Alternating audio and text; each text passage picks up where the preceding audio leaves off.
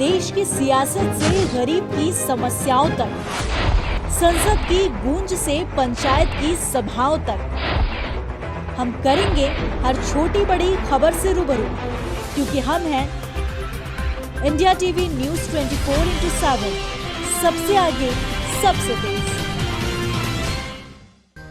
खबर भीलवाड़ा से।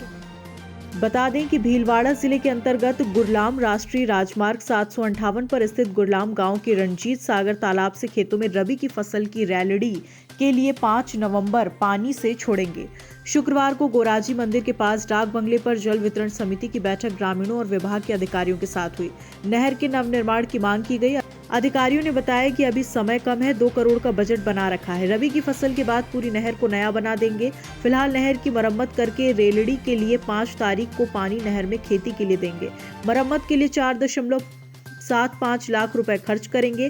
बैठक में नहर के डैमेज और रिपेयरिंग पर चर्चा हुई। नेशनल हाईवे 758 स्थिति पर बनी 2 नहरें कई सालों से मरम्मत नहीं हुई। बहुत सी जगहों से पानी की बर्बादी होती। जब तक नहर पूरी तरह से रिपेयरिंग नहीं हो जाती तब तक नहर नहीं खोली जाएगी। जलदाय विभाग के जेएन भूपेंद्र सिंह ने बताया कि 4,75,000 रुपए स्वीकृत कर दिया गया है, जो आज से नहर पर रिपेयरिंग का काम चालू कर दिया जाएगा। मैं स्लोगन का की कहता हूँ खराब हुई भाई साहब, और लोग ऐसे होशियार चल रहे हैं ना साहब, जो विदाउट एरिया के अंदर पानी जा रहा है, जो मतलब 24 घंटा पानी चले। कोई जिम्मेदारी ली थी शंकर जी कि मैं मोरी ना बंद करूं? 24 घंटा मोरी चले।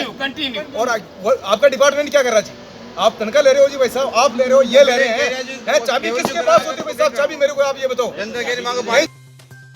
संवाददाता बद्रीलाल माली की रिपोर्ट।